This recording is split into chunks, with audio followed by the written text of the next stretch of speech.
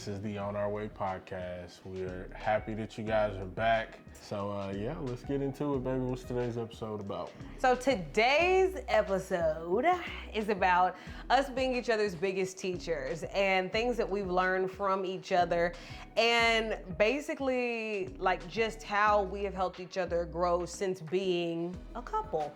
And I think that's important, you know, just for every couple to reflect. A lot of times it can be easy to go throughout the day, see your partner, just, oh, that's my partner, but to forget, like, this is somebody that has been put in your life to show you yourself, to teach you some things, and it's good for them to know that as well. I think we should go 1, 1, 2, 2, 3, 3 instead of all three at once. Okay, I'm with ya. Let's spread the conversation out. Let's do that. All right, baby, you go first. What's your first, thing that you've learned from me? So my first lesson that I feel like I have learned from you specifically is just all about love. Like love being patient, love being kind. Like that is something that I specifically, those two. Love is patient, love is kind, they're all in one. Because previously in other relationships and stuff like that, like I didn't have men that shared their emotions with me. Like people were always just so blank, so I never knew what they were thinking. And then I get with you, and Andre, you are, I always say, he is the best. He is better than me at sharing what he is feeling, which I love because I never have to guess what's going on in his mind.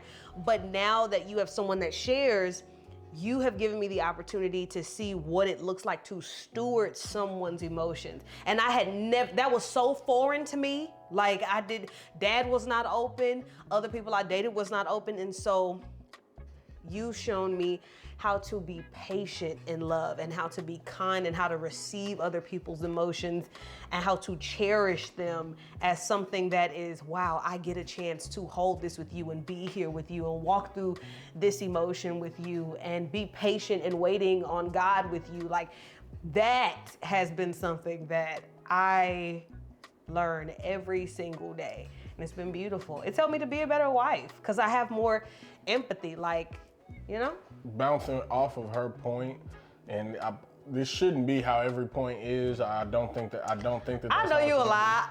But my wife is the reason I can do any of those things. Even, going back to my upbringing and stuff, like sharing those emotions at times, like wasn't always received in the best way. Specifically speaking to like past relationships, I had never been in a relationship where it was okay for me to flat out share my emotions without her secretly feeling like, oh man, he's soft. For all my young guys that may be watching this, getting ready to go in the marriage, just the fact that you sitting here watching something like this and you not married, like I'm talking directly to you. All of these relationships that you've been in that are constantly failing, I'm even talking to my younger self here.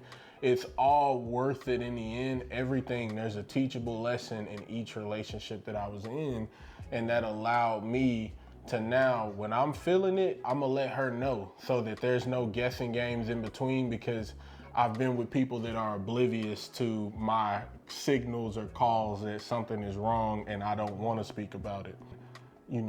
People will convince you that you're too much and use those words with you. Like there's somebody that's madly in love with you and patient enough to see you just need support. You need unconditional love. So my wife says that I taught her, those things. Yeah. But for me, I wouldn't be able to speak my feelings and tell all those things if she didn't say from the jump, hey, we're not gonna let anything in this relationship be a surprise to us. We're gonna uncover every stone. You need to be able to talk to me and let me know what's going on in your head.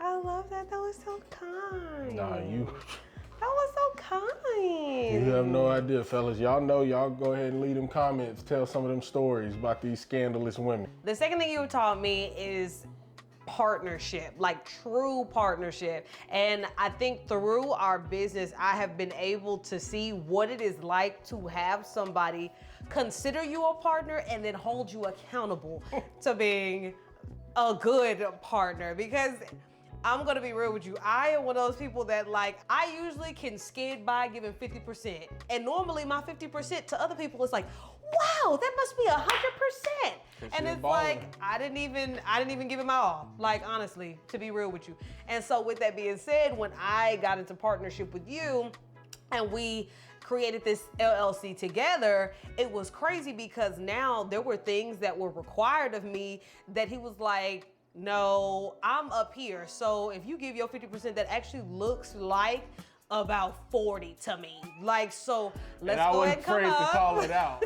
Yes. I'm like, yeah, no, honey, we gotta add some stuff to that, throw a little magic on that, a little WFS, like, we gotta get that. Yes, and we have to stay organized and we have to come up with we have to bring order into this. And so that's what I think you taught me next, is just true partnership is being able to call each other out, say what we need, emotionless. Like, this is just, hey, this is what needs to be done, and then create some order to be able to get it done. And we're not perfect, still doing that today, because there's still some stuff that, like, we just had a conversation yesterday. There are things that need to be done that we both don't necessarily like to do. So, hey, being a partner, if we both don't like them, how we gonna divide and conquer so that our business gets what it needs? I appreciate that, babe, thank you. I would say my number 2 point for how my wife taught me, it would have to be boundaries. I sucked at that, like very, very bad at boundaries. I would just say sometimes sharing your traumas with the wrong people. Exactly, it was with the wrong people. The people that you were sharing them with didn't deserve that because they had a vendetta. Learning to dial it back and not give people a blueprint on how other people have hurt me before. Right. Not just from a victim mentality, like I'm talking like even in athletics and things like that. Just learn to be more reserved and to actually set those boundaries of, you know what, I don't really like talking about stuff like that publicly or in open spaces. That would be my second point, babe, like those boundaries and taking a step back from feeling the need to share every update, whether it's positive or negative, keeping that into my marriage and into my actual circle. Yeah, I appreciate you for helping me set boundaries. And I'm glad that you said that, because one of your spiritual gifts is to be able to like feel the emotion of other people and feel it so deep to where like sometimes you are even burdened by their emotions and burdened by their stories. Oh, and it's heavy, man. And so because you feel that, and sometimes like you are dealing with people that you don't intercede for in the way that they may want to, they may try to manipulate you.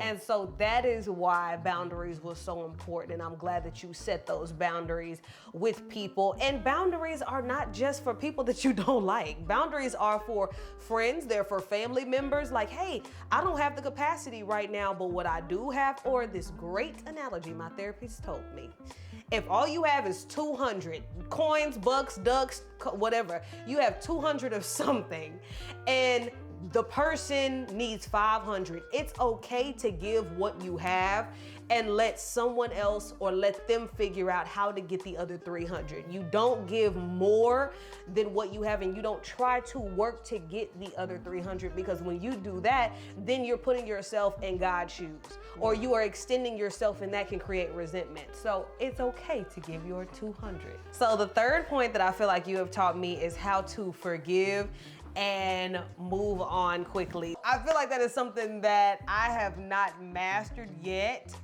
but I feel like you have taught me, like, once you forgive something and you talk about something, like, move on. And that is something that you are really good at. Like, if we get into a disagreement or if we get out of sorts, you are really good at, once we figure it out, okay, like, let's cuddle again and let's move on again. Let's be friends again. And she'd be like, all right, babe. Right. I love you too, babe. But she still be in it, and I'd be like, nah, you my friend. Be my friend again. We not beefing no more. And I be like, man, okay. But I feel like you definitely taught me that. And honestly, that is how to forgive like Christ. Because when Christ forgives you for something, first off, he's not keeping account like, well, in order to get back in good with me, you gotta da da da da da da da. This my third time revisiting this with you. And he is quick to forgive and quick to see you as the person he created you to be, not as your situation. And so I feel like you definitely do that. And that's something that I'm still learning from you, is not just to forgive, but to constantly move on, clean the slate, wipe it clean, and see you as the love of my life and not as the disagreement we just had. My last point is faith. Okay. I had a very negative mind state, and unless it was something I felt I had like true preparation and control over, like I was very, very hard on myself. You know, my wife will just start speaking life into me. Well, we could do this, and this is how we're gonna do this, and this is how we tackle this. No, that's not true. That's not a true statement about your character and you as a man and you as a person. And I will just watch her build me right back up. And honestly, she doesn't allow me to fall. Like that faith in, hey, you're bigger than this moment. And that just shifted my mind state. Like I find myself today when my wife was sad, like I got her up dancing. I delivered a powerful prayer, a real prayer, not me getting in trying to pray like Mike Todd or TD Jakes, like having a real prayer and conversation with God, and we have been floating ever since. So, you know, that's something that's important. Like, again, we talked about how my wife wanted me to be the man she marries to be the spiritual leader of her household. Well, she set that example, because some of the things that I would worry about and stress about that ultimately weren't things I needed to worry or stress about. Like she'd come in early and say like, hey, cut the play, like, hey, we're good, reset, we're gonna run the ball again. That's it for us, man. That's our 3 points on things that we've taught each other over the span of our marriage thus far. You know, that's always changing. Hey, we appreciate y'all for tuning in to another episode. We've got a couple more to go. Our challenge for the week is, you know, sit down with your spouse, girlfriend, boyfriend, fiance, anything like that, husband, wife. Like, sit down and discuss what are those 3 things that, you know, you guys have taught each other, that you've learned from each other, that you can truly, you know, give them that credit for. That's it. That's it. But all right, we out of here, y'all. Until next time. Bye.